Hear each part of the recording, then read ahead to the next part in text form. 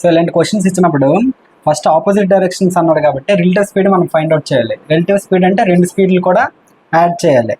So 120 km/h 80 km/h add చేస్తే మనకు ఎంత వస్తుంది? 200 km/h వస్తుంది అనమాట. ఫస్ట్లో మనం ఒకటి అనుకున్నాం ఏంటి, ఇది ఒక బేసిక్ km/h అంటే మనం ఎలా రాయొచ్చు? 10 meters in 36 seconds.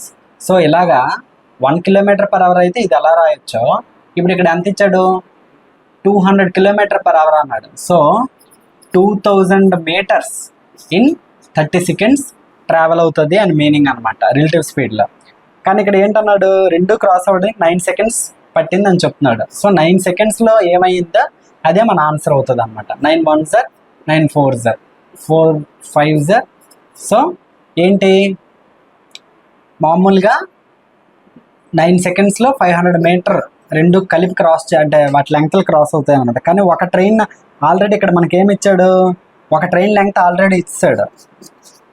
ఒక ట్రైన్ లెంగ్త్ అంతా 270, దాన్ని 500 నుండి సబ్స్ట్రాక్ట్ చేసామనుకో 0 3 2 230. ఈ 230 అనేది ఇంకో ట్రైన్ లెంగ్త్ అనమాట. నేను చెప్తున్న టాపిక్స్కి కానీ ప్రాబ్లమ్స్కి కానీ ఏమైనా డౌట్స్ ఉంటే కింద కామెంట్ సెక్షన్లో కామెంట్ చేయండి. అలాగే నా వీడియోస్ కానీ నచ్చితే లైక్ చేయండి. అలాగే ఇన్స్టాగ్రామ్ అకౌంట్ని ఫాలో చేయండి. యూట్యూబ్లో నా ఛానల్ని సబ్స్క్రైబ్ చేయండి. Thank you.